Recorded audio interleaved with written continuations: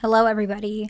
I'm a practicing therapist and a doctoral student of psychology. Today, we're going to talk about a specific case that I see a lot when I'm talking to you guys in session, when I'm seeing patients, couples, whatever it may be. A very common, dynamic we see is she reports a lonely but critical wife. So she's lonely inwardly. She comes across critical on the outside. Her husband thinks she's critical, okay?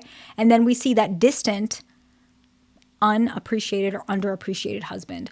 That is what I see. It's very, very common. And I understand it can be the flipped way, but the reason why I'm putting it in this particular way, obviously if you are the lonely critical husband and the distant wife, this can apply as well. But why I'm wording it more like this is because this is more common, the dynamic I see. Of course, it can happen the flip side, so I'm not saying it doesn't. So let's talk about this dynamic because it's common, okay? So why does this happen? Why do we have this lonely, outwardly critical wife and this distant, unappreciated husband? He feels unappreciated. She feels lonely, okay?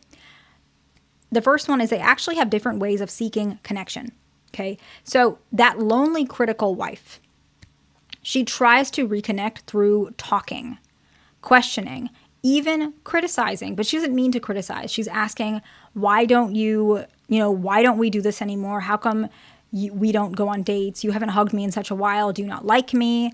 Why are you always distant? How come we can never talk things out? Why are you always shutting me out? Why are you always busy? How come you're never home? So this is that side of her. That's her side as a wife, okay?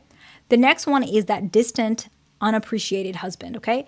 And he is pulling away to avoid conflict because he feels overwhelmed. And why he's doing that is he's trying to cope with that disconnection that he feels, but he's acting the opposite way. He feels disconnected, so he's pulling away in hopes that that will make things easier, that when he returns, she's not going to be mad anymore, that I don't want to make things worse, I don't want to fight. And she is seeking connection, and all that's doing when he pulls away is making her feel more lonely, more critical, and then he's feeling more distant and he's feeling unappreciated because he feels like he's never enough. And so that's why that happens. They seek connection differently. That's the first point, okay? The next one is we have this criticism versus defensive cycle or loop cycle, whatever you want to call it, okay? So we're going to say the criticism is actually underneath. It's a bid for connection and attention. She is not criticizing him because she hates him. She is actually not even trying to criticize him. Sometimes it's not even criticism. I've had some, like I just had a couple this morning. That's probably why I was inspired for this video, to be honest. She might say something like, I feel like you don't help me with the baby. Completely just an example, but it's really common. And he's like, oh, wow, you're saying I'm a bad husband? You don't care about me? What about last night when I stayed up because the baby was crying? You don't remember that. You don't care. And then he feels like attacked, even though she just said one sentence. But the reason he took it as criticism is because of the way she said it. She kind of said it in a negative tone. That's true. And she said, I feel like you never, or I feel like you don't.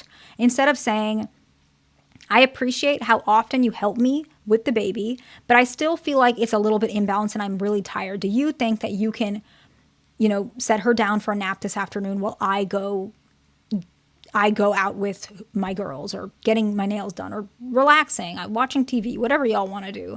That's really important because it's the way that it was said that made him perceive it as criticism, even though she's actually saying, I'm trying to have an emotion. The tricky part about this particular dynamic is she feels like if she adjusts the way she's speaking, her true emotion is not being said. And so she actually sometimes further shuts down and he feels like everything's okay. The other partner, when she brings that criticism, the husband actually often responds with withdrawal or defensiveness instead of engagement. And then what happens is it reinforces her to feel more ignored and unappreciated. And when she tries to adjust her criticism to some extent, what ends up happening is she feels like he doesn't appreciate how often she's putting in effort to be nice. Because what he does now is if she is trying to reduce that criticism, is he just becomes happy. He acts like nothing's wrong, nothing happens, instead of actually meeting her halfway and saying, okay, let me fix this for you. Let's have a conversation about this. He doesn't do that. And this is the issue with a lot of husbands. They think everything's fine because she's not saying anything. But she's not saying anything because you can't take some of her criticism.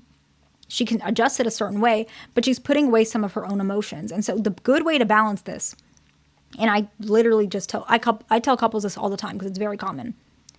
She can meet him halfway. She can say things softly. She can say things more curated to what is more palatable to him, but he has to become more tolerant of the things that she says, and he has to work on, if he has anger, which a lot of my patients do, he has to work on not getting irritated, not losing his patience, and actually sitting there and setting time for them to talk. Have a conversation about what's bothering her. In fact, he can just sit there and listen at first before he responds.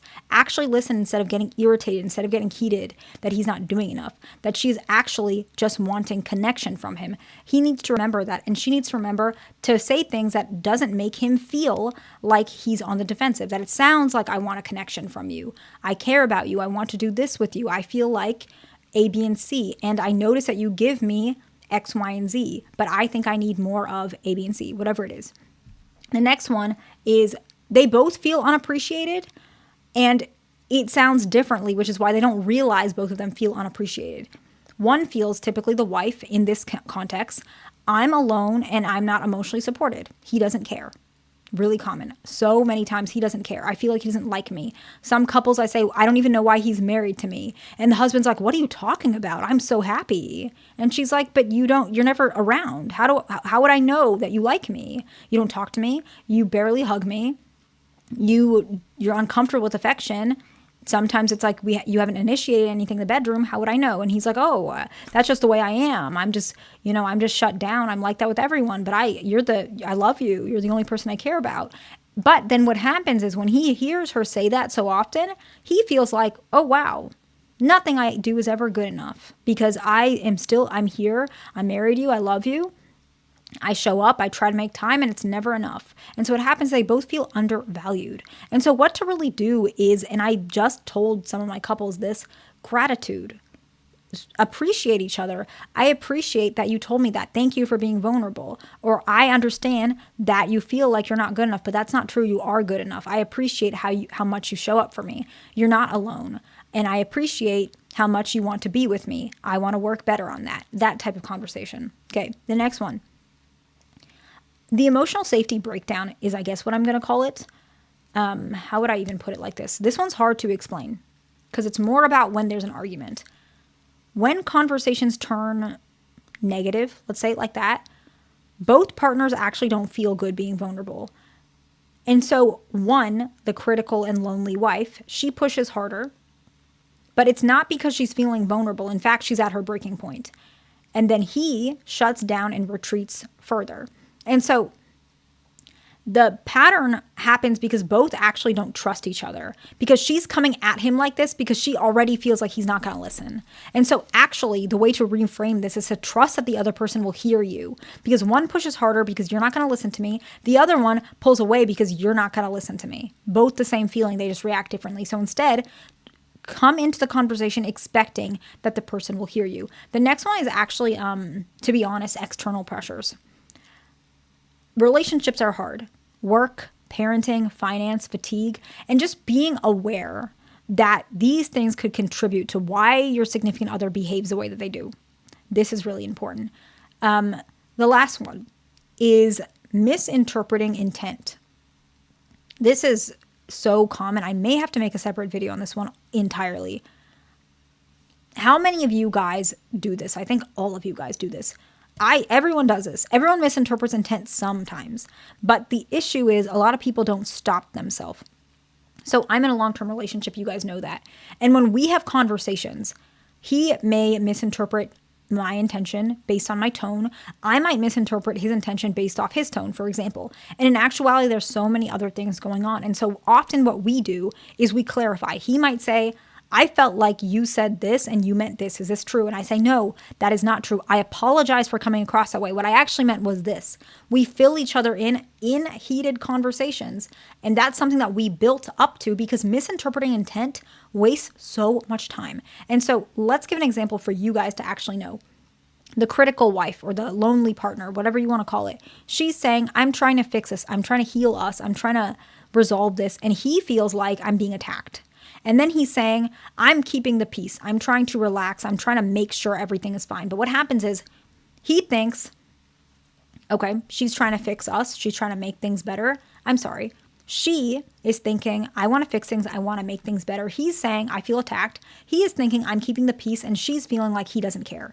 And so they both feel like the other person is doing what they're doing to hurt the other person to some extent. And in actuality, both of their reasons is because they're trying to protect the relationship. And so I hope this video is helpful to somebody. Please like, subscribe. I will see you in the next one.